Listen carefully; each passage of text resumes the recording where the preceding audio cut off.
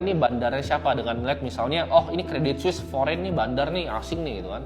Terus ada yang bilang misalnya, oh kalau misalnya PD ya kan, Indo Premier itu adalah retail ya. Di sini gue bisa kasih tahu itu adalah cara yang sangat konyol. Kenapa? Karena bandar itu kalau kalian pernah tahu cara kerjanya, kalian nggak akan tahu cara tracking dia gimana. Kenapa? Karena sekuritasnya nggak satu. Jadi dia kalau akumulasi barang, contohnya. Jadi bandar itu suka akumulasi di saat barang itu masih illiquid ya. Jadi misalnya barang-barang bagus kayak Alto 2000, 3000, bandar tuh akumulasi. Nah akumulasi gimana caranya? Dia nggak bisa langsung beli kayak kita HK. Kenapa? Karena size-nya gede, ratusan sampai triliunan. Dia harus masuknya kecil-kecil. Ya, ini masuknya bisa prosesnya mingguan nih, ngumpulin barangnya nih. Jadi itu bisa masuk pakai broker lain ya, di crossing ke sini, masuk lagi pakai broker. Nggak mungkin kalian bisa tracking. Jadi nggak ada fungsinya sebenarnya kalian coba cari-cari bandar dengan cara kayak gitu. Karena ilmunya mereka tuh jauh gitu. Jadi kalian nggak akan bisa lah intinya tracking dengan cara begitu. Tapi bukan berarti itu ilmunya salah. Ya, kalian tetap bisa pakai untuk ngelihat money flow-nya kemana. Karena money flow itu nggak akan bohong. Net buy dan net sell tuh nggak akan bohong. Pertanyaan paling besar ya, bandar itu sebenarnya siapa? Gue mungkin nggak bisa jawab di sini ya siapa bandar itu. Tapi gue akan kasih hintnya. Ya. Bandar itu bandar terbesar dari suatu saham. Ini kalau di Indonesia ya adalah ownernya itu sendiri. Bingung gak kalian? Bandar terbesar dari suatu saham itu justru owner emiten itu sendiri. Kenapa? Ini gue kasih contoh ya. Misalnya gue punya uang 20M nih ya. Gue punya uang 20M.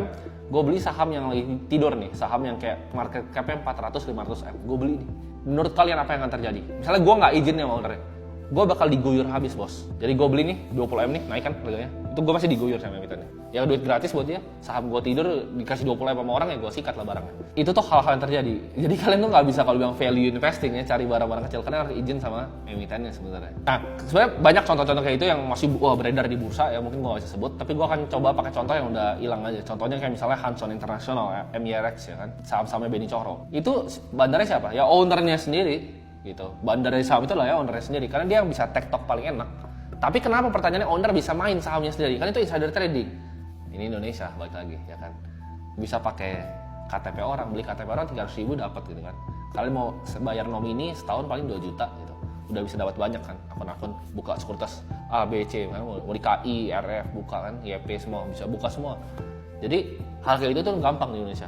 Gimana caranya sistem kerja bandar? Jadi sistem kerja bandar itu gue akan bagi menjadi dua. Yang paling gampang adalah satu bandar yang ngerampok sama bandar yang pintar untuk maintain harga. Nah, bandar yang ngerampok ini gimana ciri-cirinya? Sahamnya naikin tinggi ya itu udah sekali dam beres. Ya itu gampang, itu gak usah penjelasan. Yang kedua adalah gini. Gue kasih contoh, misalnya sahamnya dia beli di harga 700. Saham itu naik sampai 2.600. Itu dia dapat spread margin kan di situ. Pas dari harga 2.600 dia jualin tuh barangnya. Itu dapat marginnya. Sahamnya turun lagi misalnya ke 1000, let's say ke 1000 lah, sahamnya turun ke 1000. Biasanya kalau bandar yang pamendam udah dia selesai, gue udah cuan gede. Nah tapi bandar yang pintar yang maintain harganya, dia akan masuk di harga 1000, pakai spread harga yang tadi. Jadi udah cuannya dipakai untuk masukin ke sahamnya lagi. Nah tapi untuk naikin misalnya dari 1000 ke 3000, apakah dia butuh semua uangnya yang tadi dari 700 sampai 2600? Jawabannya enggak. Dia cukup beli sedikit-sedikit. Jadi dari 1000 sampai 1100, retail bakal ngikut ke 1300. 1300 dia masuk lagi. 1400 retail bakal ngikut lagi ya. Jadi cuma perlu pupuk kecil-kecil aja. Begitu sahamnya udah turun kan dia punya cuan gede, dia tinggal pupuknya kecil-kecil. Ya, jadi cara mainnya kayak gitu. Nah, itu bisa bikin harga sahamnya rata gitu dan ngikutin fundamentalnya. Karena begitu dia overprice bandarnya jualan. Ya kan pas dia di bawah dia akumulasi. Jadi dia ranging belinya tuh jauh. Ranging belinya antara dia distribusi sama akumulasi itu jauh. Distribusi, akumulasi, distribusi, akumulasi.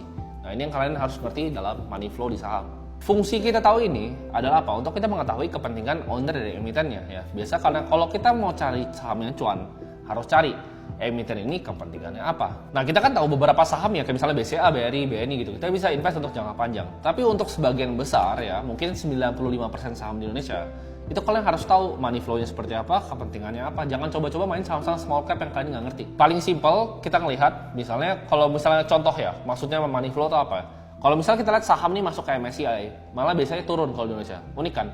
MSCI padahal indeks dunia, di mana kalau misalnya orang secara pasif investing, misalnya beli di BlackRock, beli ETF kayak EIDO gitu kan, itu dia beli MSCI gitu, jadi beli basket of indeksnya Indonesia.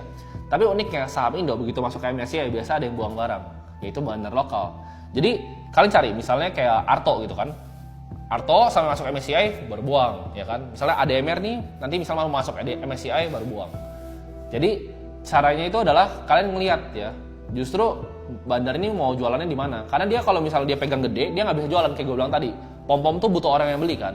Kalau udah dapat kayak MSCI, udah diambil sama asing, itu enak buangnya. Nah, jadi sebenarnya pertanyaannya di Indonesia itu ngalahin indeks apakah susah itu? Ya enggak, kalau kalian punya namanya black edge-nya ya. Jadi kalian punya informasi yang orang lain nggak punya. Tapi sebenarnya layaknya semua negara berkembang, ini adalah hal yang justru sebenarnya biasa aja dan lumrah. Walaupun sebenarnya kita main pingpong sama kaca, kita nggak tahu belakangnya siapa.